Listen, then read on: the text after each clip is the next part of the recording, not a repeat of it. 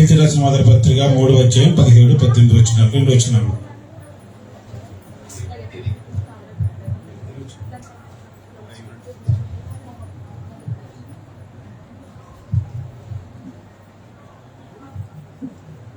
దేవునికి మహిమ కలిగినాక మీ యొక్క పరిశుద్ధ గ్రంథాలని తెరిచినట్లయితే వాక్యపఠనం చేసుకుందామండి.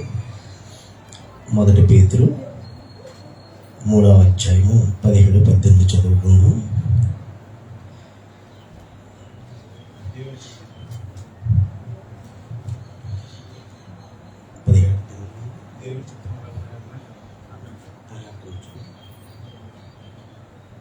దేవుని చిత్తము ఇలాగున్న ఎడల మీ కీడు చేత శ్రమల కంటే మేలు చేసి శ్రమపడుటే బహు మంచిది.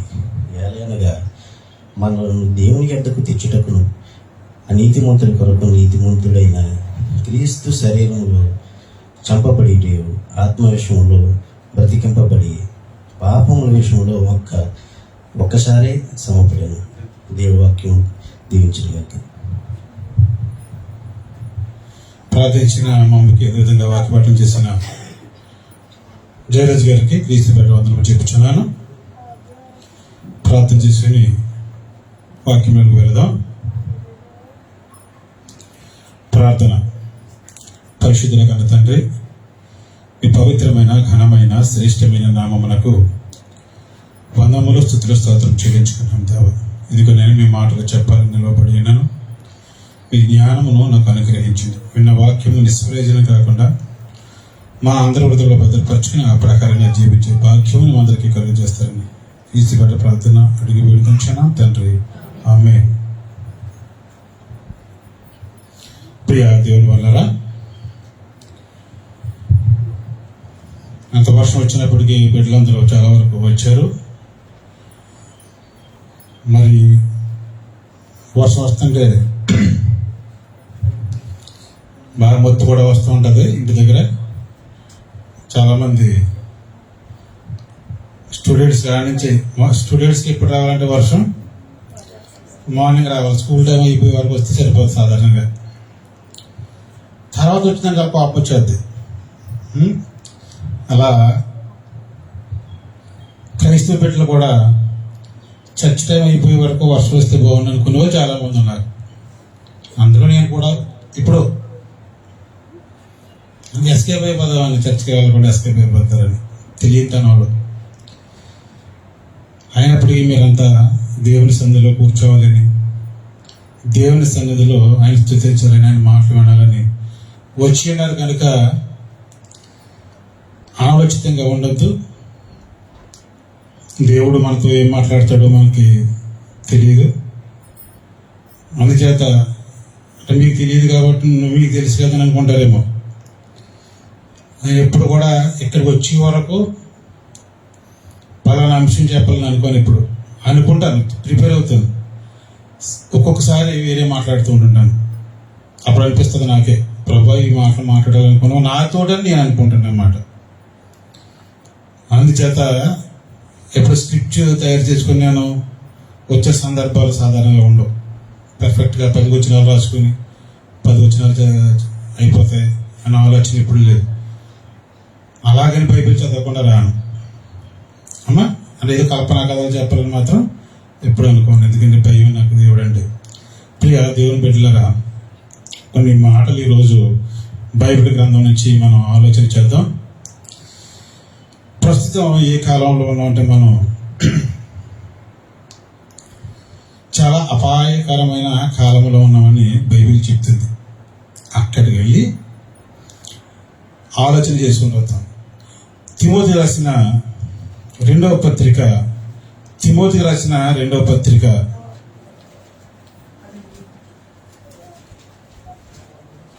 3వ అధ్యాయం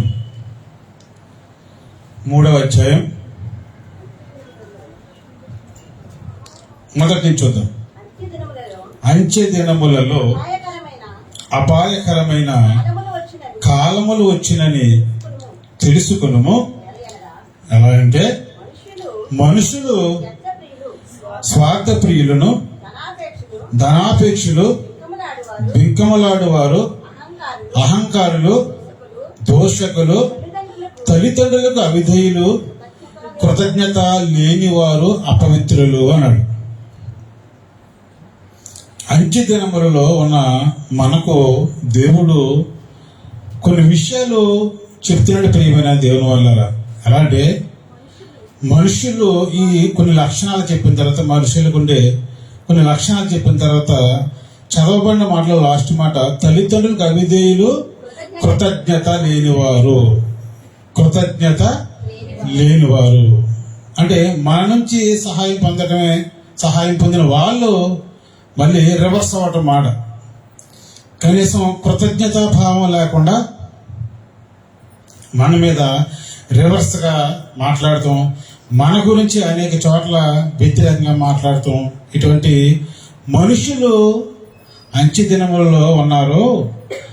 అలాగనే ముందు పితరుల కాలంలో లేరా అంటే అప్పటి నుంచి ఉన్నారు, ఇప్పుడు ఎక్కువైపోయారు అని. అది మొట్టమొదటి అబ్రహాము కానించి ముందు నుంచి ఉన్నారు, కానీ ఇప్పుడు యేసుప్రభు గారు వచ్చిన తర్వాత అంత్య దినములలో మాత్రం చాలా దారుణముగా పీక్ స్టేజ్కి వెళ్ళిపోయారు అని దేవుడు ఇక్కడ మనకు రాయించాడు. ప్రియమైన దేవుని పిల్లల, కృతజ్ఞత లేనివారు అంట మనుషులు. ఒకసారి యొక్క వచనముల గురించి మనం ఆలోచన చేద్దాం. కీర్తనల గ్రంథం మనుషులు ఎలాగున్నారో చూడండి, కృతజ్ఞత లేకుండా ఎలాగున్నారో చూడండి. కీర్తనల గ్రంథం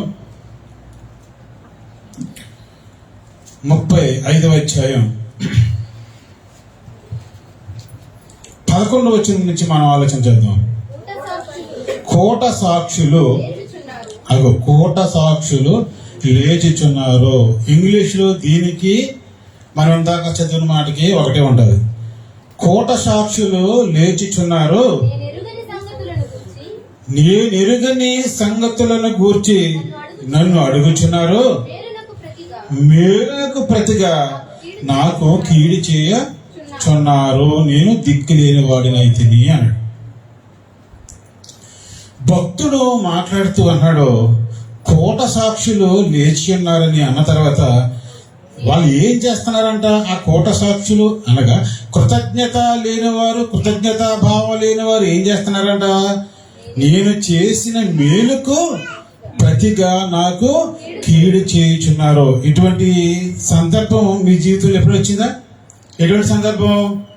మీరు మేలు చేసి కీడు అనుభవించడం, అది వచ్చిందా? లేకపోతే మీకు మేలు చేసిన వాళ్ళు కీడు చేయడానికి వచ్చిందా ఆలోచన? మనకు ఎవరైనా మేలు చేశారనుకో, ఎక్కువ కీడు చేసామండి అన్న భావం ఎక్కువ ఉందా? నేను ఎక్కువ మేలు చేశాను నాకు కీడు వచ్చింది అన్న భావం ఎక్కువ ఉందా? ఎవరి తప్పు వాళ్ళు తెలుసుకుంటే ఏది ఎక్కువ ఉంటుంది అంటే, నేను చెప్పిన 2 ఆప్షన్లు ఎక్కువ ఉంటుంది. ఎవరి తప్పు వాళ్ళు తెలుసుకోకపోతే నేను అందరికీ మేలు చేశాను అనుకుంటాడు, నేను ఒక్కడే మంచిని అందరికీ మేలు చేశాను అనుకుంటాడు. ఆ సంగతి అలా ఉంచాను. ఈయనంట ఈ భక్తుడు అన్నాడు, నేను ఎక్కడెక్కడ మేలు చేశానో మేలుకు ప్రతిగా నాకు కీడు చేయుచున్నారు అన్నాడు. మనుషులు ఇలా ఉంటారా? మనుషులు ఇలాగ ఉంటారా చెప్పండి? ఉంటారండి. మనుషులు ఇలాగే ఉంటారు. ఎక్కువ సమాజంలో జరుగుతున్న ఈ పరిస్థితులు చూస్తుంటే అసలు చెయ్యకపోయినోడి కన్నా చేసినోడు దూరం అయిపోతున్నాడు. వాళ్ళకి తెలుసా మీకు? ఒక కుటుంబానికి మనం మేలు చేస్తున్నాం అనుకో, ఒక కుటుంబానికి మనం మేలు చేస్తున్నాం. నేనున్నాను, సూర్య గారు ఉన్నారు. ఒక కుటుంబానికి నేను మేలు చేస్తాను, ఆయన చేయలేదు. లేదా ఆయన మేలు చేస్తాను, నేను చేయలేదు. వాళ్ళకి ఎవరి దగ్గరగా ఉంటుంది లైఫ్ లాంగ్? ఎవరైతే మేలు చేయలేదో వాళ్ళని ప్రేమిస్తారు. వాళ్ళకి మేలు మన ద్వారా మేలు పొందుడు ఇంకొకరిని ప్రేమిస్తూ ఉంటారు. ఇది సత్యం. మీరు మీ అందరూ అనుభవంలోకి వెళ్తే ఇది సత్యం. ఇటువంటి మనుషులున్న కాలంలో మనం ఉన్నమాట. నేను దిక్కులేని వాడినైతే ఏం చేసి దిక్కులేని వాడు అయిపోయాడు? మేలు చేసి దిక్కులేని వాడినైతే అన్నాడు. అర్థందా? వారు వ్యాధితో ఉన్నప్పుడు గోనె బట్ట కట్టుకుంటుని ఉపవాసం చేత నా ప్రాణమును ఆయాసపరుచుకుంటుని. ఏమండి, ఎవరో వ్యాధితో ఉన్నప్పుడు, ఎవరైతే ఇప్పుడు నాకు కీడు చేస్తున్నారో, ఎవరైతే నన్ను శత్రువులుగా భావిస్తున్నారో వాళ్ళకంట అంటే వ్యాధితో అనారోగ్యంతో ఉన్నప్పుడు అంట వాళ్ళు ఈయనంట గోనె పట్ట కట్టుకుని ఉపవాసం చేసి నా ప్రాణమును ఆయాసపరుచుకుంటుంది అన్నాడు. ఎంత మంచోడు చూడండి. నేను అలా చేస్తుంటాను చాలా మంది విషయంలో. మీకు తెలియ నేను కూడా ఉపవాసం ఉంటుంటాను. ఎవరికైనా బాగాలేనా పరిస్థితి అంటే సృష్టించుకోవడం అంటే చూడండి, అటువంటి వారి గురించి నేను చాలాసార్లు అంటే చేశానని చెప్పడం కాదు, అంటే మీరు ఒక ప్రేరణ వస్తుందని చెప్తున్నాను. అర్థమైందా? అలా ఉంటాను. ఈయన కూడా ఏం చేశాడంట అంటే మీలో కూడా చాలా మంది అలా ఉంటారు. నేను ఒక్కడనే కాదు, ఎవరికైనా ఉపవాసంతో ప్రార్థిస్తులు కూడా ఉంటారు. ఈయన ఏం చేశాడంట, ఎవరైతే ఈయనకి కీడు చేస్తున్నారో వాళ్ళకి వ్యాధితో ఉన్నప్పుడు ఉపవాసంతో ప్రార్థన చేశాను నేను. అయినను నా ప్రార్థన నా ఎదలోనికి తిరిగి వచ్చిన అవన్నీ గుర్తొస్తున్నాయి.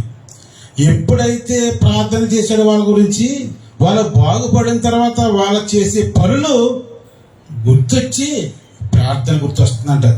ఆ మనసులోకి మళ్ళీ అదే వచ్చేస్తుంది.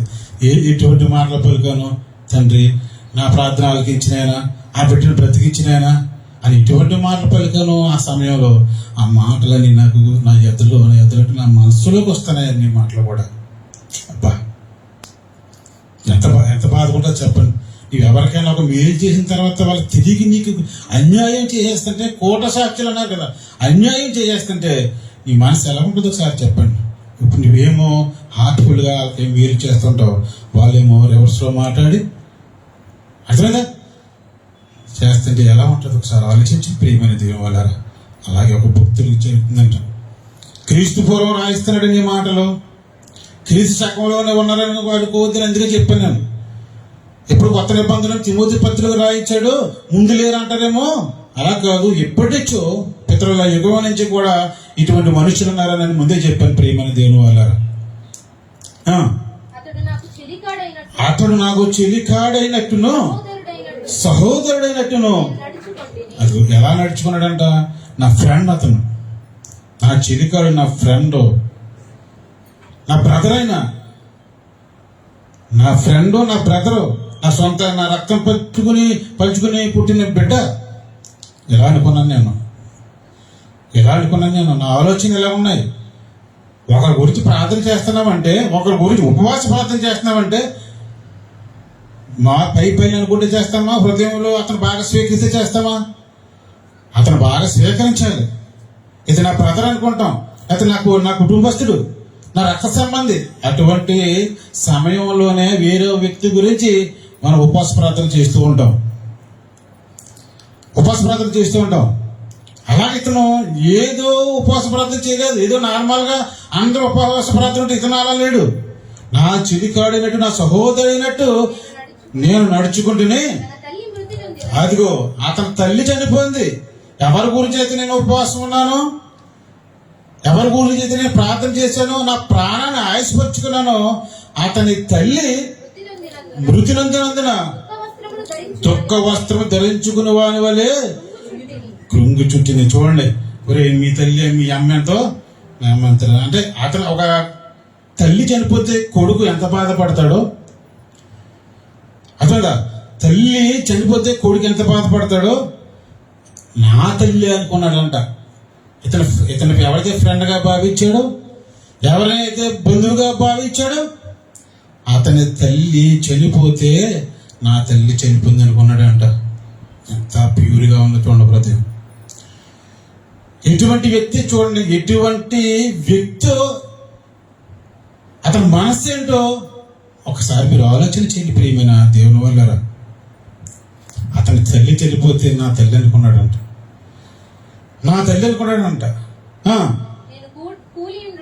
అదిగో ఆయన అలా చేసిన అతని ఫ్రెండ్ విషయంలో, నా ఫ్రెండ్ విషయంలో, నా సోదరుడి విషయంలో నేను ఇలా చేశాను, ఉపవాసం ఉండి ప్రార్థన చేశాను. అతని తల్లి చనిపోతే నేను కూడా ఏడ్చాను, నా తల్లి చనిపోయినట్టుగా నేను భావించాను. ఇదిగో నాకు ఇప్పుడు సమస్య వచ్చింది, ఇప్పుడు నేను కూలిపోయాను. నేను కూలి ఉండేట చూచి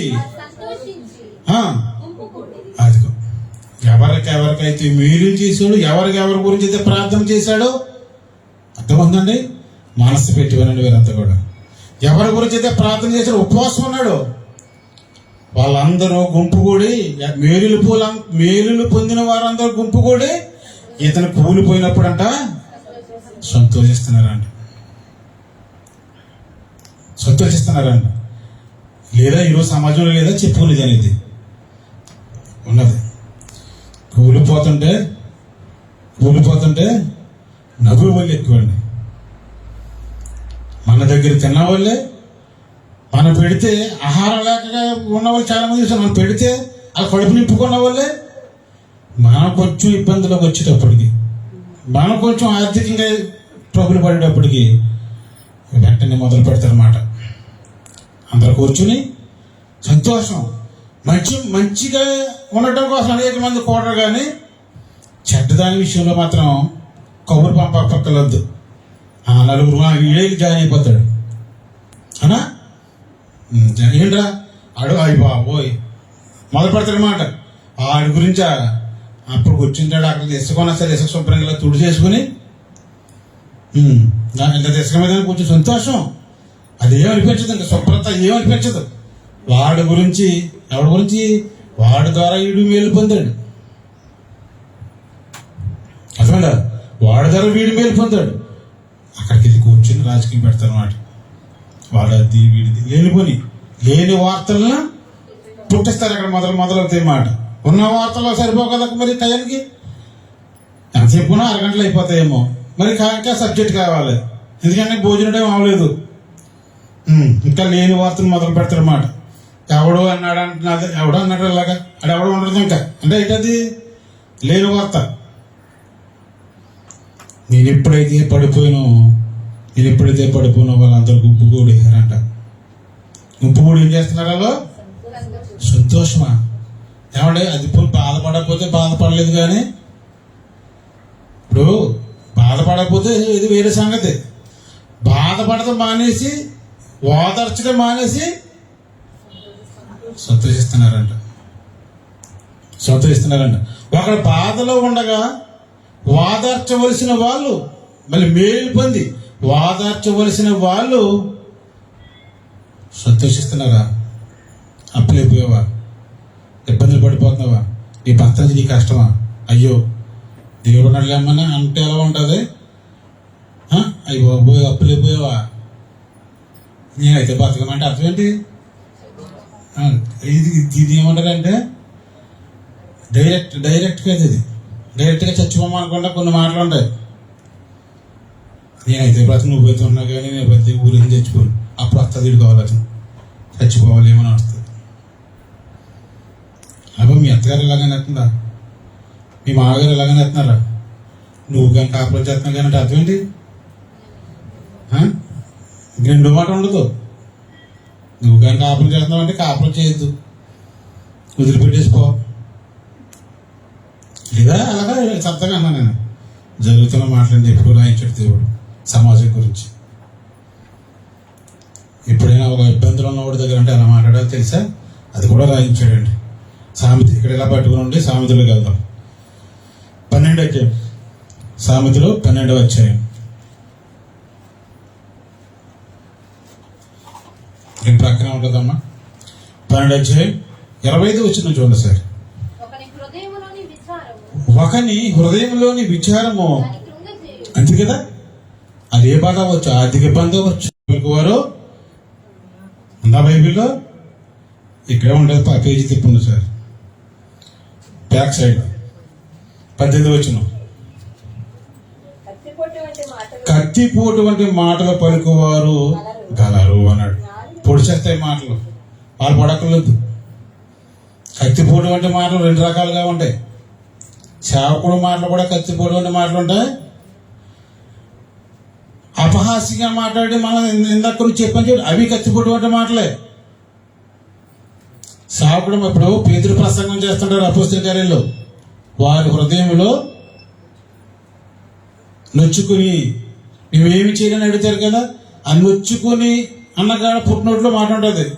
అక్కడ వెళ్ళండి సార్. అపోస్తలుల కార్యం 2 వచ్చాయి అంటే కత్తిపోటు వంటి మాట్లాడితే చెప్తున్నాను. అంటే ఆధారం ఉండాలి కదా మాట ప్రతిదానికి. 2వ అధ్యాయం 30 37వ వచనంలో వారు ఈ మాట విని హృదయంలో నొచ్చుకొని అనకడ నెంబరేస్తుంది కదా, అంటే ఏమన్నది కింద పొడవబడి అటువంటి మాటలు పలికాడంటే ప్రసంగంలో ఎవరి ప్రసంగం ఇది? పౌలు గారా? పేతురు గారి ప్రసంగం. పేతురు గారి ప్రసంగం చేస్తుంటే మాటలో కత్తిపోటులా గుచ్చుకున్నాయంట. అర్థమైందా? ఒక నిజమైన సేవకుడు మాటలు అలాగే ఉంటాయి. వాళ్ళ లోకంలో ఉన్నారు చూడండి, ఇందాక చెప్పాను చూడు, ఆ మాటలు కూడా అలా ఉంటాయి. ప్రియ దేవుని పిల్లలారా, ఒకరు ఇబ్బంది పడుతుంటే, ఒక కష్టాలు ఉంటే నీకు చేతనైతే సహాయం చేయి. మళ్ళీ ఎవడంటే పరువుడు కూడా కాదు. ఎవరి గురించి మాట్లాడుతాడు ఇందాక? ఎవరికైతే మేలు చేశాడో ఈయన, అర్థందా? ఎవరికైతే మేలు చేశాడో ఆ మేలు పొందినవాడు చేస్తున్న సంగతి ఏంటి కూడా పనులు. వాళ్ళందరూ గుంపు కూడి ఏం చేస్తున్నారు? వెళ్ళండి వాళ్ళు అక్కడికి. నేను కూలి ఉండేట చూచి వారు సంతోషించి గుంపు కూడిరి, నీచులను నెరుగని వారును నా మీదకి కూడి వచ్చి మానక నన్ను నిందించి. అప్పుడే వచ్చిందా? ఎప్పుడైతే పడిపోయాడో అప్పుడే వేస్తాడు. ఎందుకు పనికిరానోడు కూడా అంతేనా? కొంచెం అందుకంటే నేను ఆర్థికంగాను ప్రతి విషయంలో చాలా జాగ్రత్తగా ఉండాలంటాను. అర్థమైందా? ₹1,00,000 ఉన్నాయని 10 చీరలు కొనేసి 10 డ్రెస్సులు కొనేసి 10 ఊరికి తిరిగేసాం అనుకో, ఏమవుతుంది? కూలిపోతావు. అవునా? కూలిపోయిన అందరూ కూలిపోతారు. స్త్రీల ద్వారా కూలిపోయిన ఎక్కువ మంది. కుటుంబ నాశనం బైబిల్లో ఉంది కదా, కుటుంబాలను నాశనం అయిపోయారంట. ఆ బోధకుడు మాట నేను ఎందుకు ఇవ్వలేదని అప్పుడు అనుకుంటాడు. ఎప్పుడు ఇలా చూసేటప్పటికి ₹10 పాలు వస్తుంది కదా, ముందే వచ్చేది 500 కాగితాలు 2,000 కాగితాలు వచ్చి ఇలా చూసాడు. ఆ మూల ఎక్కడ ఉంటుంది? ₹10 అప్పుడు మర్చిపోయింది, అదే కనిపిస్తుంది. అప్పుడు తెలుస్తుంది ఎందుకు ఇలా చేశానా అని, అప్పుడు తెలుస్తుంది. అయిపోద్ది అప్పుడు. అందుకే ప్రతి విషయంలో జాగ్రత్తగా ఉండాలి. రూపాయి విషయంలో అంటాను. ఖర్చు పెట్టి కూడా ఎలా ఉండాలంటే, భార్యకి పోవాలంటే వీడికి తాగి తగ్గిపోద్ది. అది కాదు, ఏదో పసర కట్టుకొచ్చి కాలగొడ్డ దగ్గరికి వెళ్ళి పిల్లల ఇది చాలా మంచిదంట. అది కాదు, కుటుంబాన్ని బాగా చూసుకోవాలి. వేస్ట్ చేయకూడదు. అది అర్థమైందా? ఎన్టీ రామారావు గారు అంట మన నేను పేపర్లు రాసుకొచ్చాడు. సినిమా పాత ఎన్టీ రామారావు డబ్బు విషయంలో చాలా జాగ్రత్తగా ఉండేవాడు అంట. ఒకసారి మురళీమోహన్ ఇద్దరికి వచ్చి ప్రతి నెలకు ఒకసారి సినీ యాక్టర్లందరినీ పిలిచేవాడు అంట. అంటే సరదాగా కూర్చున్నవాడండి. ఎందుకంటే సినిమాల్లోంచి వచ్చినాడు కదా, రాజకీయ ముఖ్యమంత్రి అయిపోయిన తర్వాత ఐస్ క్రీమ్ తినాలంటే ఎవరో ఉన్న హీరోల్లో ఎవరో ఐస్ క్రీమ్లో 7 ఉన్నారంట. 7 ఐస్ క్రీములు పెట్టరా అని ఆయన కుర్రాడిని పిలిచి ఐస్ క్రీమ్ అంతరా అని అడిగాడంట. ఐస్ క్రీము ₹3 అన్నాడంట. ఇప్పుడంటే 50 100 అనుకోండి. 7 3 21. ఈ దగ్గర 10 ఉన్నాయంట, ₹20 కాగితాలు ఉన్నాయంట. 3 ఎంత 21 కదా, 7 3 21 కదా. 20 తీసినప్పుడు ₹30 చిల్లరమని వచ్చు. ఈ ₹1 కోసం లోపలికి వెళ్ళాడంట ఎన్టీ రామారావు. లేవు, మళ్ళీ సరి పిలిచాడంట. నీ దగ్గర ₹1 ఉందా అని. అరగంట అయిందంట. ఆవిడ నిధి కట్టుకొచ్చి ₹1 ఇచ్చిందంట. వెళ్ళిపోయిన తర్వాత మురళీమోహన్ అడిగాడంట, ఏంట్రా నీ దగ్గర 10 ఉన్నాయి కదా, ₹1 గురించి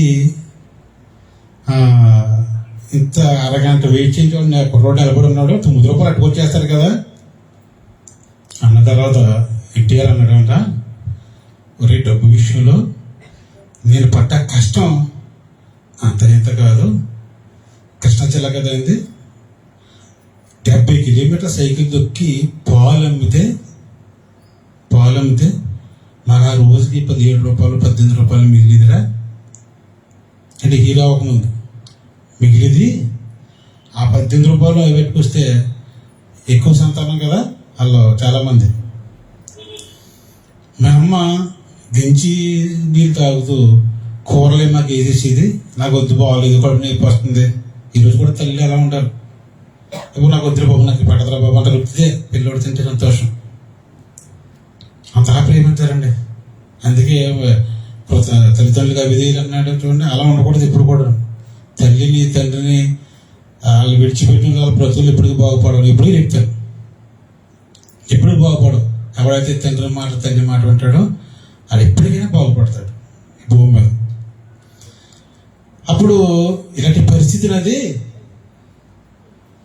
ఆ పరిస్థితి ఇలాంటి పరిస్థితి. కానీ నా కొడుకు అంటావా, బాలకృష్ణ గురించి చెప్పాడంట అప్పుడు. మరి నా కొడుకు అంటావా, ఆడు పుట్టడమే సినీ యాక్టర్ కడుపును పుట్టాడు అంటే అప్పుడు సినిమా యాక్టర్ అయిపోయాడు. అందుకదా మొన్న వరదలు వచ్చినప్పుడు ఆడు అవలీలుగా 10 లక్షలు చెక్ ఇచ్చేసాడు. అడిగి డబ్బు రూపాయలు విలువ తెలియదు. ఇచ్చాడు బాధ కాదు నాకు, ఉన్నది కాబట్టి ఇచ్చాడు. ఇప్పుడు 3 కోట్లు ఉన్నాయి. కానీ ఆ రూపాయి కోసం ఎంత కష్టపడ్డానో నాకు తెలుసు.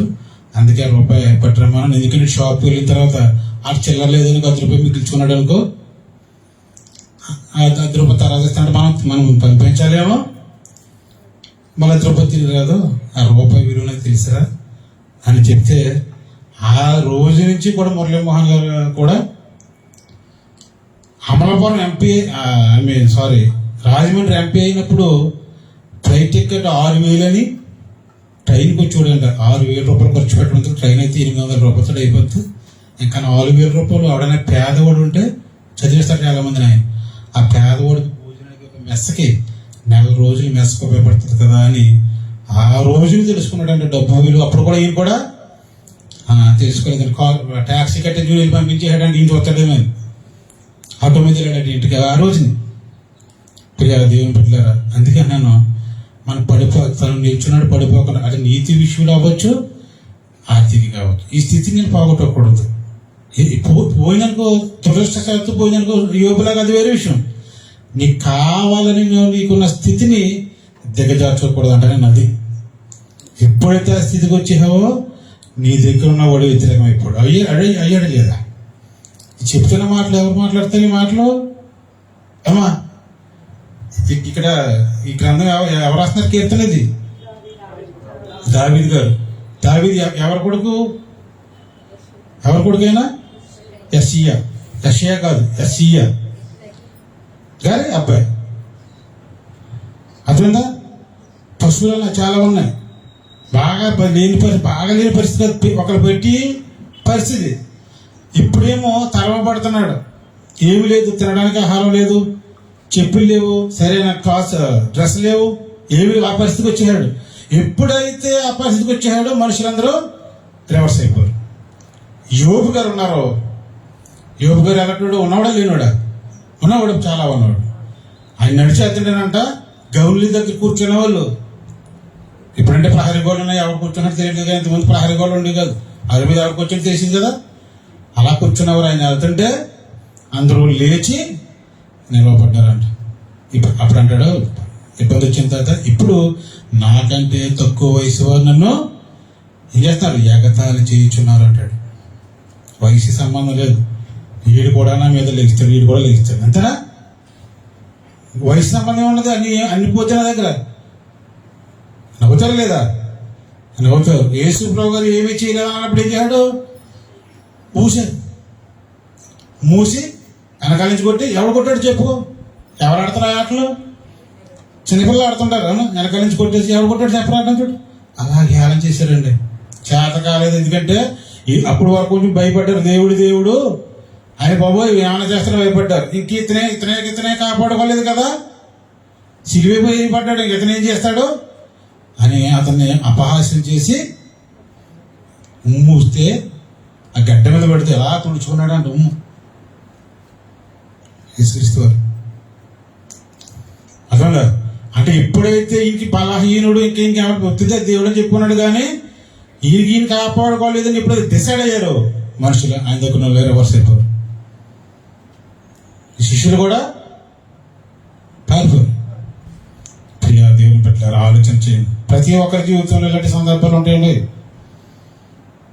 అనిపిస్తుంది మనకి, ఇలాంటి పరిస్థితి నాకు జరిగింది, ప్రజలు ఎలా చేశారు, వాడు ఎలా చేసి అనిపిస్తుందా? అనిపిస్తుంది. భయపడుతున్నాడు. చెప్తాను, ఎదురెదురుగా చెప్తాను మంచి మాటలు. చదవండి.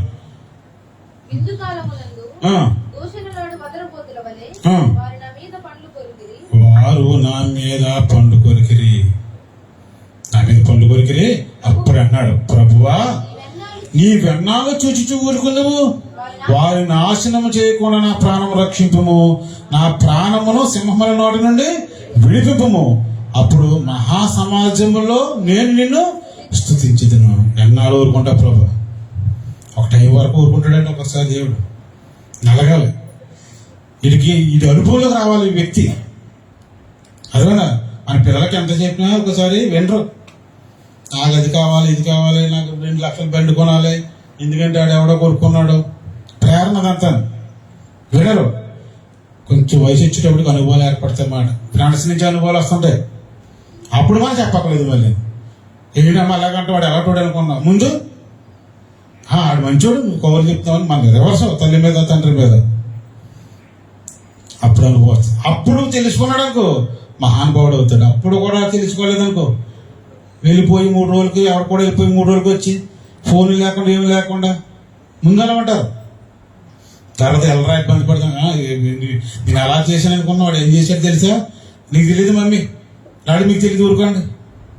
అప్పుడు గుర్తొస్తాను, రైట్ కూర్చుని గుర్తుపెట్టుకుని ఉంటాడు మాట. నేను చాలా టైం ఇచ్చి అప్పుడు అయిపోతుంది, చదువులు అయిపోతే టైం, ఉద్యోగం అప్లికేషన్ టైం అయిపోతుంది. అప్పుడు ఎలా పెంచుకోవాలి పిల్లల్ని ఏం చేయాలి అప్పుడు వస్తుంది. ఇంకేం చేస్తాం?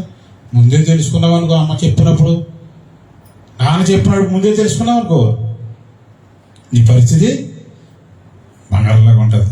అదే చెప్తున్నాడు, ఎన్నాళ్ళు ఊరుకుంటాను ఆయన. టైం కూడా కొంచెం ఊరుకుంటాడు, ఇది తెలుసుకుంటాడని. ఆయన పెద్ద కష్టం కాదు, ఆయన భక్తులు ఇప్పుడు ఇడిపించడం పెద్ద కష్టం కాదు.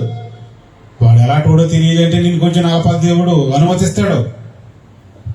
నలపాలి చాలా మంచిది. కొన్ని శ్రమలు రావటం చాలా మంచిది. మన ప్రక్క కూడా ఎలాంటి వాడు తెలియాలంటే నీకు శ్రమలు నీకు జేబు ఖాళీ అయిపోయి ఉండాలి. అప్పుడు తెలుస్తాడు వాడు ఎలాంటి వాడు అనేది. అప్పటి వరకు తెలియదు. మన జోడు వేసుకున్నట్టే అటు వెళ్ళిపోతుంది అనుకో, అటు పట్టుకుంటాడు ఇంకా ముందు, అంతేనా? జరగకుండా ఎలా పట్టేసుకుంటాడు అయిపో అనుకుంటాం మనం. జేబు ఖాళీ అయిపోయింది అనుకో, జోడు లేదు ఏం లేదు. వెంటనే ఇంకొక దగ్గరికి ఆయన అవుతాడు, డబ్బు ఉన్నోడి దగ్గర, వాడేరా చిరాకు వచ్చేసారా అంటాడు. ప్రియా దేవుని బిడ్డలారా, నేను సొంతంగా ఒక మాట కూడా చెప్పలేదని గ్రంథస్థం చేయబడి వచ్చిన లేని కూడా ప్రభు అన్నాళ్ళు ఊరుకు బాధలు అన్నాడు. ఈయన అన్నారా ఊరుకుంటాం. ఇంకా ఎదురుకి వెళ్దాం. 2 పేజీ తిప్పండి. 41 వచ్చాయి. 41 5 నుంచి. అయితే నా శత్రువులు నా విషయమై చెడ్డ మాట్లాడుచున్నారు. ఏమన్నారంట? ఎలా ఇందాక బ్యాచ్ది అంటాను. మీ కీర్తనలో మీకు ఒక్కసారి కీర్తనలో వివరం తెలియదు. 5వ కీర్తనకి చెప్పు అంటే ఎగ్జాంపుల్ చెప్తున్నాను, మళ్ళీ రండి ఇలా తీసేయగలను. నేను 5వ కీర్తనకి 90వ కీర్తనకి లింక్ ఉంటుంది. అంటే వరుసగా లేవి అన్నీ మన జాగ్రత్తగా కూర్చుకోవాలన్నమాట. అది కంటిన్యూ, దీని తర్వాత అది ఉండాలి యాక్చువల్గా, అలా ఉంటుంది అన్నమాట. ఇప్పుడు ఈ 41 కీర్తన అంటున్నాడు, నా శత్రువులు నా విషయమే చెడ్డగా, ఇవే మాటలు, చెడ్డ మాటలు పుట్టించేసి చెడ్డ మాటలు మాట్లాడుతున్నారు. అదిగో ఆడెప్పుడు చచ్చును వాని పేరు ఎప్పుడు మాసిపోవనని చెప్పుకొనిచున్నారు. ఇంక ఆఖరి ఎక్కడ వెళ్ళిపోయి వచ్చాను, నవ్వుకోవడం అయిపోయింది, అన్నీ అయిపోయి. ఆడెప్పుడు చేస్తాడరా, ఆడెప్పుడు చేస్తాడు? ఏమన్నా ఏం చేశాడంటే ఇతనికి ఏం చేశాడు? మేలు చేశాడు అంతే. అది మేలు చేసిన అన్నాడు. ఆడు ఎప్పుడు చచ్చిపోతాడో వాడు ఏ పేరు ఎప్పుడు మాసిపోను అని చెప్పుకొనిచున్నారు. ఒకడు నన్ను చూడవచ్చిన ఎడల వాడు అబద్ధమాడును, వాని హృదయము పాపమును పోగు చేసుకొనిచున్నది, వాడు బయలు వెళ్ళి వీధిలో దాన్ని పలుకుచున్నాడు. ఇక్కడికి వచ్చినప్పుడు మాట బయటకు వెళ్ళినప్పుడు అయ్యో ఇలాగైందా, అలాగా బయటకు వెళ్ళి ఇదేమాట ఇది ఇలాగైందండి, చాలా ఇబ్బంది పడుతున్నారు. బయటకు వెళ్ళి ఎందుకు అవతరాడికే అది చావాలంటే ఇంత చేసింది ఎటువంటి మరి ఇలాంటి మాటలు చూసారా? అచేపు అంశాలు సబ్జెక్ట్ కదండి. ఇలాంటి మాటలు కూడా మనం చెప్పుకోవాలి. నన్ను ద్వేషించే వారందరూ కూడి నా మీద గుసగుసలాడుచున్నారు. అందరూ ఒకటైపోతారంటండి. ఇది అందరూ ఒకటైపోరు. మేలు పొందిన అందరూ ఒకటైపోరు. ఒక్కడైపోడు, నేను ఒక్కడే. మేలు చేసిన దావీదు ఒక్కడైపోడు. మేలు పొందిన వాళ్ళందరూ గుంపు అయిపోరు. ఎక్కువ మంది ఎవరున్నారు? వాళ్ళు నేను అక్కడైపోడు. మనం కూడా సమాజంలో ఒక కుటుంబంగా అయిపోతుంటామాట. ఒక్కొక్క సందర్భంలో ఎవడో పట్టించుకోపోయినా పర్వాలేదు. మళ్ళీ గుసగుసలు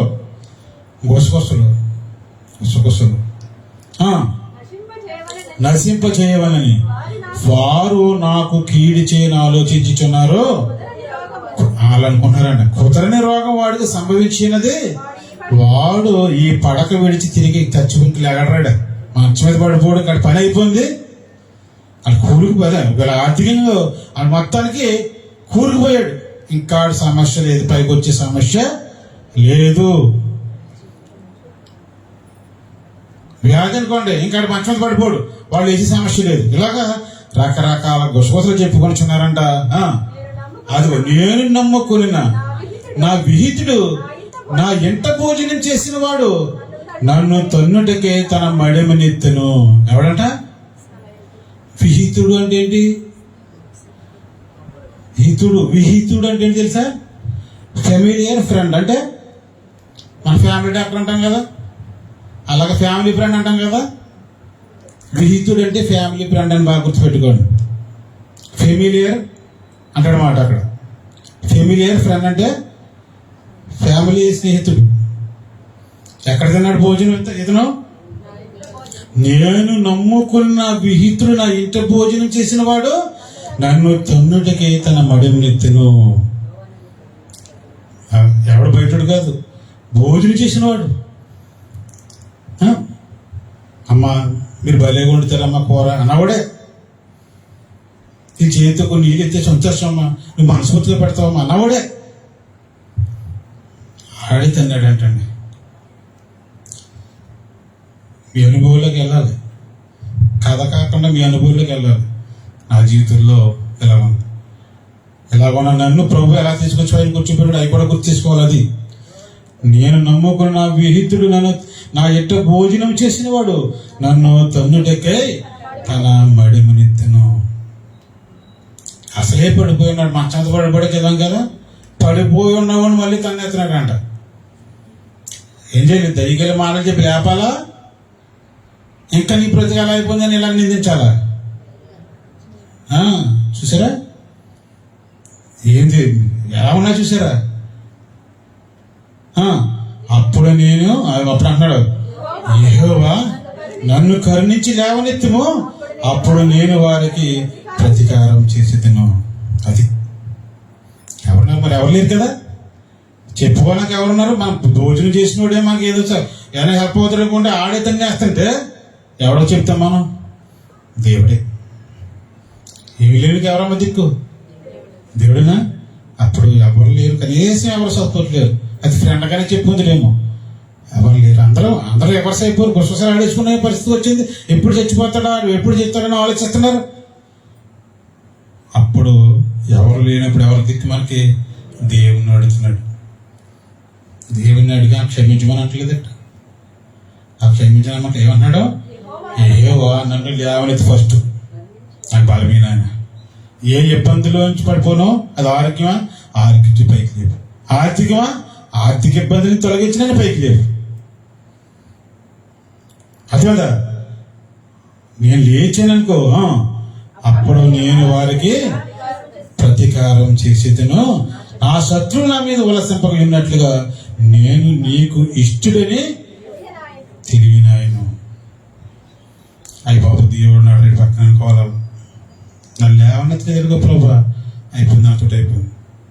నేను నమ్ముకుంటున్నా సంగతులు అందరికీ తెలుసు, దేవుడు నమ్ముకుంటున్న సంగతులు అందరికీ తెలుసు. అయినప్పటికీ కూడా ఇగో ఏ దేవుడు ఏం చేస్తాడు అన్న టైపులో నన్ను ఎంత హింస చేస్తారు. ఇన్ని మాటలు, ఇన్ని గుసగుసలు మాట్లాడుతున్నారు. నాకు ఒక్కసారి అవకాశం ఆయన అంటాడు. సంసోను తెలుసు కదా మీకు, బలం ఎక్కడ ఉందంటే ఆయనకి జుట్టులో ఉంది. మామూలుగా స్త్రీ వల్ల సంగతి అంతా మీకు తెలుసు. దిలీలా గురించి సీక్రెట్ అంతా ఎవరికి చెప్పాలి, సీక్రెట్ అంతా ఆవిడ చెప్పాడు. సర్దార్లు వచ్చారు, అప్పటికే గుండు అయిపోయింది, హెయిర్ అయిపోయింది. అందరినీ చంపేద్దాను అనుకుని విరజిమ్ముతుని అనుకుని లేచాడంట. ఆత్మ అతన్ని విడిచిపోయి పరచుకొని ఏం చేశారు, కళ్ళు పీకేశారు అతని. ఎంత బాడీ ఉన్నా కళ్ళు లేకపోతే ఏం చేస్తాడు, ఏమిచ్చి కళ్ళు తీసేశారు. కళ్ళు తీసేసిన తర్వాత అప్పుడు అంటాడు, నాయన శత్రువులు ఇంతమంది శత్రువులు ఉన్నారు కదా, నేనేమో దేవుని పెట్టిన నీ పెట్టినని తెలుసు. ఇదిగో ఆయన కళ్ళు పీకేసాము అని మన దొరికాడని దేవుడు పెట్టరా అని చెప్పేసి వాళ్ళు చెప్పుకుంటారు. నాయన ఒక్క అవకాశమే అంటాడు. ఒకే ఒక్క అవకాశమే, నేను చచ్చిపోతాను, నన్ను కూడా చంపే, నేను ఏం తప్పుకి నన్ను చంపే. ఆ అవకాశం ఏంటంటే వాళ్ళందరినీ చంపేసే అవకాశం ఒకటి అంటాడు. ఇచ్చాడు దేవుడు, ఇవ్వలేదా? ఇచ్చాడు. ఇచ్చిన అతను చంపేశాడు. మన సమాజానికి మరి చెప్పాలి కదా మెసేజ్, దేవుడు అతను చంపేశాడు, అవకాశం ఇచ్చాడు. ఇదే అన్నాడు అక్కడ. ఇది కూడా ఒక అవకాశమే. ఇప్పుడు తిట్టక్కలేదు, కొట్టక్కలేదు, మనం ఎదుగుతుంటే సరిపోద్ది అంటారు కదా. మనం అటోల మీద రాస్తుంటారు, నా ఎదుగుదల నీకు ఏడుపు బయట ఉంటే అటోల మీద వెళ్తుంటే వెనకాల. అలాగే మనం ఏం అక్కర్లేదండి. ఇప్పుడు నువ్వు ఇలా ఎదుగుతుంటే సరిపోతుంది, అవతల ఆటోమేటిక్గా నువ్వు ఇలాగ అవుతుంటే సరిపోద్ది, అవతల ఆటోమేటిక్గా. అదే లెక్క, రెండు ఒకటి లెక్క. అందుకే పడకుండా చూసుకోవాలంటాను నేను, పడకుండా చూసుకోవాలనుకుంటాను. మన స్నేహితులే మనకు కొంప చేస్తారు, చేశారు కదా. డబ్బులు ఇస్తాననేటప్పటికి ప్రాణం తీసుకెళ్ళి చంపించేసాడు కదా అక్కడ. అచ్చా ఫ్రెండే కదా, ఎవడు బయటోడితే వెళ్తామంటే అసలు లక్కవరం కూడా వెళ్తే కదా. కేరళ స్పాట్లో చంపేశారు. రారా సత్తగా పార్టీ చేసుకున్నాడు, ఫ్రెండ్ చంపుతాడు అనుకుంటామా? అనుకోం అసలు. చంపేసి ఆవిడ చెప్తుంది, గుండెల మీదకి వచ్చిందంట, నువ్వు చంపొచ్చు అన్నదంట. ఇంకొక అతను ఉన్నాడంట, నువ్వు చంపు, అక్రమ సంబంధం ఇద్దరు ఉన్నారు. ఈ చంపి వీళ్ళిద్దరిని పట్టుకో గురించి మాట్లాడుతున్నాడని ఇతను చంపేది అనుకున్నారు. చంపేసి ముందు ఈవిడ మగోడు ఇద్దరు తీసుకెళ్లారు. నువ్వు ముట్టుకో, భర్త అంటే అక్రమ సంబంధం, నువ్వు ముట్టుకోవద్దు, నేనే చంపుతానని ఆడు తీయాలి, నేను చంపుతున్నట్టుగాని గుండెల మీద కూర్చుని ఒకసారి చంపలేదంట. అబ్బో, అంత భయంకరంగా చంపేశారు అతను. చంపేసి వచ్చి సెలైన్ బాటిల్, ఇవి సిరంజి బాటిల్, నీళ్ళు ఏంటది సిరంజిలే, అవి తీసి కాల్చేశారు. ఎవరో ఫ్రెండ్స్ తీసుకెళ్ళారు. అతను భోజనం చేస్తున్నాడు, వచ్చాడు, ఎలా బయటికి వెళ్తున్నారా అన్నాడు. అలవాటు కదా, బయటికి వెళ్ళాడు. ఏమి జీవితం ప్రియా దేవుని పట్ల పూర్వకాలం నుంచి కూడా చెప్పిపోతున్నాడు, ఎవడో కాదు నీ శత్రువు నీ దగ్గరే ఉంటారు, నువ్వు పడిపోకుండా చూసుకో, చాలా జాగ్రత్తగా ఉండి. ఒక్క అవకాశం ఈయన ఆయన అడుగుతాడు, ఒకే ఒక అవకాశం ఈయన ఆయన అడుగుతాడు. ప్రియా దేవుని పట్ల ఆలోచించండి మీరంతా కూడా. ఎటువంటి మాటలు, ఇంకొక మాట చదువుతాం, ఇంకో మాట చదువుతాం. సామెతలు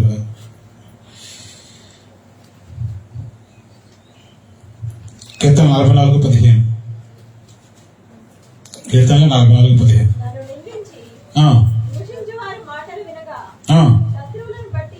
నన్ను నిందించి దూషించేవారు మాటలు వినగా, శత్రువులను బట్టి పగ తీర్చుకునే వారిని బట్టి నేను దినమెల్లా అవమానం తలపోయిచున్నాను, సిగ్గు నా ముఖమును కమ్మినది. ఏం చెప్తారంటే సిగ్గుపరి చేస్తున్నారంట. ఆ శత్రువులు వాళ్ళు ఎలా ఉన్నారో, సిగ్గు పగ తీర్చుకుంటే ఆ పగలో ఇన్ని అవమానం చేసేస్తుంటే సిగ్గుపడిపోతున్నాడంట. తీర్చుకునే వారిని బట్టి దినమెల్లా నా అవమానం, దినమెల్లా రోజంతా ఏడుస్తానే. చాలా మంది అలాగే ఇబ్బంది పడిపోతుంటే, అలాగే ప్రభు ఎలా ఉన్నారు, నువ్వే సహాయం చేయి, నువ్వేనైనా ఆదుకో అంటలేదా మనం. ఆయన ఇంకెవరు లేరు. బాగుపడి ఎవరి దగ్గరికి వెళ్ళినా ఏముండదు, ఆడికో 10 మంది చెప్తాడు, వీడు భలే ఇంకా తిరిగిపోతుంటే అవుతుంది మన బాధలు. ఎందుకంటే ఏ బాధలు నాకు కూడా చెప్పొద్దు, ఎందుకంటాను ఏమో మీకు నాకు ఎప్పుడు వచ్చిన మళ్ళీ ఇంకోటి చెప్తేనేమో నాకు తెలియకుండా పుట్టమే మీకు మంచిది. మీ బాధలు మీరు దేవుడిని అడగండి అమ్మా.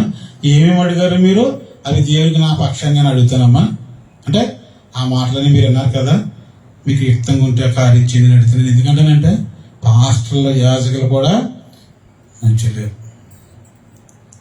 ఆశీర్వాదం ఇవ్వలేదనుకో, నీకు మోసం ఎలా చేశాను, నువ్వు నీ ఏళ్ళ బాధలు ఎవరికైనా చెప్పానమ్మా ఆ విషయం, నీకు నాకు మధ్యలో ఉంది కదా, ఇలా మొదలవుతాయి. ప్రభువుని అడగండి. మీరు ఏదైనా ఇబ్బంది ఉన్నా, ఏ ఇబ్బంది అయినా ప్రభువుని అడగండి. సమాధానం అక్కడి నుంచి రావాలండి. సమాధానం ఆశీర్వాదం అన్నీ అక్కడి నుంచి రావాలి. మనుషుల వల్ల ఏమీ కాదు. అసలు సేవకుడేనంతే.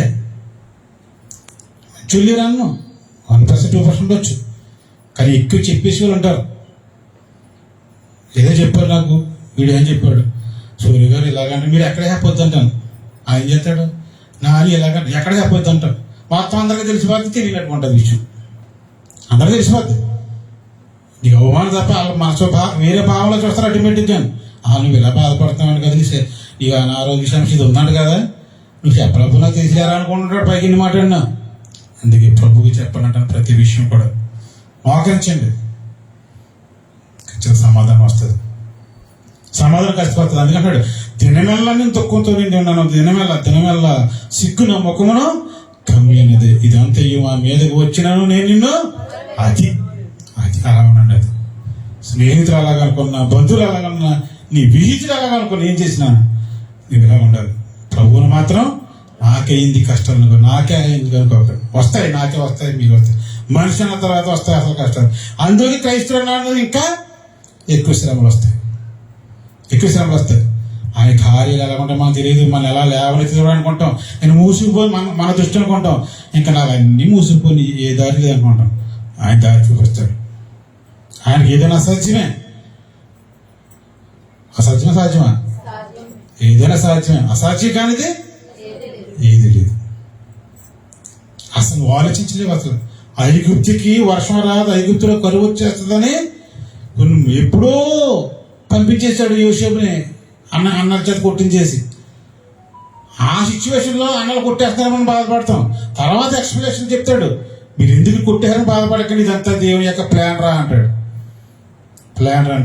నీకు ఒరిజినాలిటీ తెలియడం కోసం, ఒరిజినల్ స్నేహితులు, ఒరిజినల్ కుటుంబీకులు తెలియడం కోసం నీకు ఒకసారి కష్టాలు కల్పిస్తాడు.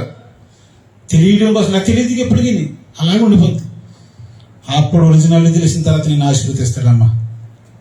విడిచిపెట్టడు, ఎవరిని విడిచిపెట్టాడు. మీరు ఎవరిని విడిచిపెట్టాడు, అందరూ దేవుడు సమానం, మీరు అందరూ సమానమే. విడిచిపెట్టాడు. కానీ నిజం తెలియటం కోసం ఒక్కొక్కసారి టైము ఇస్తుంటాడు, ఇబ్బందులకి అనుమతిస్తుంటాడు. అర్థమైందా? మన దగ్గర ఉన్నాడు ఇల్లు ఎదురు ఎవరు చెప్తాడు కాదు, ఉండదు. మన దగ్గర ఉంటాడు, ఇల్లుకి ఏముందిరా అంటాడు. అంటారు ఎంతమంది అంటారు నా చూడాలి. ప్రభు విడిచిపెట్టి ప్రభు అలాంటి కాదు. నీకు ఇల్లు లేదని నవ్వువాడు కాదు, నీకు అది లేదని నీకు ఇబ్బందులు నవ్వువాడు కాదు. నీ శ్రమల్లో ఉన్న మళ్ళీ నువ్వు అంతా పోగొట్టేసిన తర్వాత ఆశీర్వదించాలనుకుంటాడు నిన్ను. యోబు ముందు ఎలా ఉన్నాడు? ఆశీర్వాదంతో ఉన్నాడు. తర్వాత ఇబ్బంది వచ్చిందా? ఇబ్బంది వచ్చిన తర్వాత, శ్రమలు పడిన తర్వాత ఆశీర్వాదం రెట్టింపా ఇంకా డౌన్ అయిందా? అంతే. నీకు ఎలా ఉంటుంది? లేదా అడుగుతాం కదా, యోబు న్యాయం, నాకు న్యాయం అని అడగమా? ఆయన నేను మనిషిని కదా అడగమా? దేవుణ్ణి అడగాలి. దేవుడికి దెబ్బలాడాడంట తెల్లవాట్ల వరకు. ఎవరు? యాకోబు గారు. దెబ్బలాడమని మాట్లాడి ప్రార్థన అడగాలి. ప్రియ దేవుని పట్ల ఆలోచించాను. కృతజ్ఞతాహీనులు మనుషులు. అంత్యదినంలో అపాయకరమైన కాలంలో చిన్నవి తల్లిదండ్రులకు అవిధేయులు, కృతజ్ఞత లేని వారై ఉన్నారు, అపవిత్రులు అన్నాడు. కృతజ్ఞత లేని మనుషులు సమాజంలో చాలా జాగ్రత్తగా ఉండాలి. నీకు ఎప్పుడు తెలుస్తుంది కృతజ్ఞత లేని వారన్న సంగతి? కొంచెం నువ్వు డౌన్ అయిపోతుంది. ఇచ్చిన తర్వాత నువ్వు ఎప్పుడు ఆగిపోయినా అప్పుడు తెలుస్తుంది. మనుషులు అలా ఉంటారు, చాలా జాగ్రత్తగా ఉండని చెప్తున్నాడు. యోబు దగ్గర ఉన్నప్పుడు శుభ్రంగా తిన్నారండి యోబు స్నేహితులు. ముగ్గురు చాలా బాగా తిన్నారు. ఉన్నవాడు కదా మరి, బాగా తిన్నారు. బాధ కలిగింది, దీనికి పడిపోడు వచ్చారు. వచ్చినప్పుడు ఆయన ఓదార్చారా? ఓదార్చలేదు. నువ్వేదో చేసావు, అదే చేసావు, ఇలా ఇదే మాటలు. ఇప్పుడు ఎవరికైనా జ్వరం వచ్చిందనుకో, నువ్వు ఏదో పాపం చేసావు, అదే జ్వరం వచ్చింది, సరే ప్రార్థించండి, ఎలా ఉంటుందండి? నువ్వేదో పాపం చేసావు, నేను బిడ్డకు పోలేదు, నీ బిడ్డకి ఇలా పోలేదు, నువ్వేదో పాపం ఇదేనా? భర్త కొట్టేస్తున్నాడు, తాగొచ్చేస్తున్నాడు, నువ్వేదో ఇలాగేంటి? ఇటువంటి సేవకులు కూడాను అది సమాజం వదిలిపెట్టండి. సేవకులు ఎలాగున్నారు? విశ్వాసానికి పరీక్షకు కూడా శ్రమలు వస్తాయి. ఆ మాట గుర్తు చేయడు అక్కడ. ఆ మాట గుర్తు చేయలేదన్నాడు. ఆతన కలిగే మాటలు మాట్లాడన్నాడు. ఇందాక చదువు కత్తిపూటి వంటి మాటలు కదా, ఆతన కలిగే మాటలు ఈ లో నుంచి రావాలన్నాడు. యోగు స్నేహితులు అలా మాట్లాడలేదండి, కత్తిపూట్లా గుర్చేస్తున్నారు అని అప్పుడు అంటాడు దేవుడు. ఆ గురించి సాక్ష్యం మాట్లాడతాడు. చూడండి ఒకసారి యోబు గ్రంథం 42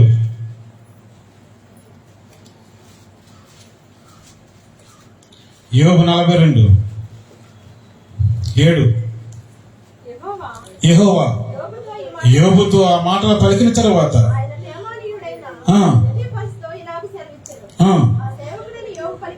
నా సేవకుడిని యోబు పలికినట్లు మీరు నన్ను గూర్చి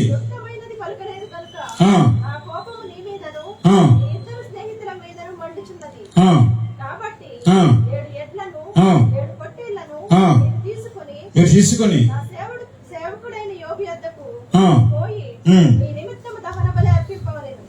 అప్పుడు నా సేవకుడిని యోబు మీ నిమిత్తం ప్రార్థన చేయను, మీ అవివేకమును బట్టి మిమ్మల్ని శిక్షింపకు ఉండినట్లు నేను అతనిని మాత్రం అంగీకరించను అన్నాడు. ఏం చేశారు? మంచిగా మాట్లాడారా? మంచిగా మాట్లాడలేదా? ఆయన దగ్గర తిన్న ఊళ్ళే వ్యక్తమైన మాట ఒకటి మాట్లాడలేదంట. ఎవరి కోపం వచ్చింది? దేవుడు కూడా. అది నా కష్టం వచ్చినా నేను మాత్రం నువ్వు వదిలిపెట్టదని ఎలా చదివావు కదా, విడిచిపెట్టడు. స్నేహితులు వదిలిపెట్టేసి వాళ్ళందరూ నానా మాటలు మాట్లాడుతున్నారు. కానీ దేవుడు మాత్రం కల్పించుకున్నాడు. ఇదిగో నా సేవకుడి గురించి మీరు ఒక్క మాట మంచి మాటలు మాట్లాడలేదు, చంపేస్తాను. నా కోపం తగ్గాలంటే బలివ్వండి. ఆ బల్లెటికి వెళ్ళి యోగుగా చేస్తారు. మీరు కూడా పట్టుకోకూడదు. ఆయనకి ఇవ్వని ఆయన చేస్తారు మీ గురించి ప్రార్థన. ప్రియా దేవుని పెట్టారు. అందుకే మొట్టమొదటిగా వచ్చిన చదివాం కదా. ఏ చదువు ఫస్ట్ కూడా చదివించిన ఆయన చేత, జయరాజు గారి చేత. పేతురు ఫస్ట్ మాట తీనమ్మా అందరం తీసారా? అందరు తీసారమ్మా. చదవండి. 1 Peter 3:17 తీసారు కదా మరి. దేవుని చిత్తం అలాగున్న ఎడల కీడు చేసి శ్రమపడుడి కంటే మేలు చేసి శ్రమపడుడి బహు మంచిది. ఆగని కీడు చేస్తే అనుకోకండి. శ్రమలు ఎలా నీ స్నేహితుల నుంచి అన్ని నుంచి నీకు ఇబ్బందులు వస్తుంటే మేలే చేద్దామైనా సరే, అలాగే మేలే చేద్దాం. కీడు అనిపిందాం పర్లేదు. విషయం తెలుస్తుంది కదా ఎవడనేది. అదే విషయం తెలుస్తుంది కదా, మనిషి ఏంటని తెలుస్తుంది కదా. కీడు చేసి మేలు కాదు, మేలు చేసి కీడు అనిపిందాం. మేలు మాత్రం మర్చిపోవద్దు అన్నమాట. ఆ ఫ్రెండ్స్ ఇలా అందరూ చేస్తారు కదా అని నువ్వు పిగపట్టు కూర్చోకు, అయినా మీరే చేద్దాం. ఎదురుకొండనాడు ఏముండదు. ఎంత డబ్బున్నా, ఎన్ని భూములు చూసి ఎరవేగుతున్నా, నువ్వెంత గర్వపడిపోతున్నా ఏమి మిగలదు. మా కళ్ళాదరూ పెద్ద పెద్దలు అందరూ కూలిపోయారండి. ఏమీ లేదు. ఈ మాత్రం ప్రభుత్వం విడిపెట్టద్దు. మీరు ఎవరు కూడా ఎవరు ఏమంటున్నారని చర్చలు మానేయటం, ఎవరు ఏమంటున్నారని ఆరాధన మానేయటం, ప్రభు దగ్గరికి వెళ్ళటం మానేయటం. నాకు అవి ఇచ్చే ప్రభు ఇలా కష్టాలు ఉంటే అవన్నీ అడుగుతున్నారో ఎప్పుడు ఇన్నాళ్ళు ఊరుకుంటా ప్రభు దేవుణ్ణి. ఎన్నాళ్ళంటే చాలా కాలం జరుగుతుంది కదా సంగతి తతంగం. ఈ బాధలు చాలా కాలం జరుగుతున్నాయి. ఎంతకాలం నాకు ఇది లేదు ప్రభు, నా కుటుంబం బాగాలేదు ప్రభు, నాకు కొడుకు లేదా ప్రభు అవుతుంటుంది. కొంతకాలం అవుతుంటుంది. అన్నాళ్ళు ఊరుకుంటా వాళ్ళు ఎక్కువ మాట్లాడేస్తున్నారు. ఒక్కసారి కల్పించుకున్నాను. అడగండి దేవుడు, ఒక్కసారి కల్పించుకున్నాను. అలా నాన్న మాట్లాడుతున్నారు. ఏనంటే నువ్వు ఎప్పుడు చచ్చిపోతాడని అంటున్నారు, ఇంకా జీవితాడేంటి అని అంటున్నారు. నువ్వు ఉన్నావు ప్రభా, నువ్వు ఉన్నావు. అంత ధైర్యంగా ఉన్నాడు. ఎప్పుడు కూడా వీళ్ళు ఎవరిని విడిచిపెట్టి ఆయన కాదు. ఆయన అందరు కావాలి. ఆయనకి ప్రతి ఆత్మ విలువైంది. దావీదు గారి ఆత్మ విలువ, మన ఆత్మ ఒక విలువ అని కాకుండా అన్ని సమానం. ఆయనకి విశ్వాస పరిమాణంలో తేడన్నాడు. విశ్వాస పరిమాణంలో తేడా. ఇప్పుడు విశ్వాసంలో పరిమాణంలో పెద్దగా ఉండాలి తప్ప అదేనా ఇప్పుడు బ్యాక్ రాకూడదు. ప్రియ దేవుని బిడ్డలు ఆలోచించండి. కృతజ్ఞతాహీనులు కలిగిన ఈ లోకంలో ఉన్న లోకంలో మనం చాలా తెలుసుకోవాల్సిన సందర్భాలన్నీ చెప్పాడు. ఎంత ఇబ్బందిని కృతజ్ఞతాహీనులు నీ మీదకి వచ్చినప్పటికీ నువ్వు ప్రభుని విడిచిపెట్టద్దు. అది ప్రార్థించగా మానవ నీ జీవితాలు నా జీవితాలు ఇప్పుడు అలాగే ఉండిపో. కష్టాలు వస్తాయి, పోనీ కష్టాలు పోనా చచ్చిపోయిన తర్వాత ఆయన దగ్గర ఉంటాం. ఆ బీపీటీ ఉంది కదా 60, 70, 50 ఈ సంవత్సరాలు చెప్తే చచ్చిపోవడానికి ఆయన వయసు ఉందా? ప్రతి ఇంట్లో ముసలోడు ఉండేవాడు దగ్గర ముసలోడు ఎక్కడ ఉంటున్నాడండి ఇప్పుడు? వెళ్ళిపోతున్నారు కొంతకాలానికి. 50 సంవత్సరాలు కూడా ఉన్నాడేమో. కూరలు ఉంటుంది, ఇంకా వాళ్ళకి వచ్చేస్తున్నాయి కదా. బాగాలేదు పరిస్థితి, అపాయకరమైన కాలాల్లో ఇంకా దారుణంగా ఉన్నాయి పరిస్థితి. ఇంకా ఆయన వచ్చేలాగా ఇంకా ఎలాంటి సంగతులు జరుగుతాయి. ప్రియ దేవుని పెట్టారు. ఎలాంటి మనుషుల మధ్యలో ఉన్నామో మీకు తెలుసు. ఉన్నప్పటికీ విశ్వాసాన్ని మాత్రం మీరు విడిచిపెట్టద్దు. మంచి మాటలు ప్రభుని అడగండి. యోగులాగా యోగున్న సరిపోతుంది, అది ఆశీర్వాదం సరిపోతుంది. రెట్టింపు ఇచ్చాడు, అది ఆయన శక్తి. దావీదు శక్తులందరినీ ఓడగొట్టేశాడు, అది ఆయన శక్తి. సంస్థను అందరినీ చంపించేశాడు, అది ఆయన శక్తి. మరి దీనికి కింద తీసిరాడా? తీసుకో. నీ విశ్వాసం మరి అది విశ్వాసం విడిచిపెట్టొద్దని మంచి మాటలు వినిపించిన దేవునికి స్తుతుల స్తోత్రం చెల్లించి ఈ మాటలు ముగిస్తున్నాం. Thank you. అందరికీ వందనాలు.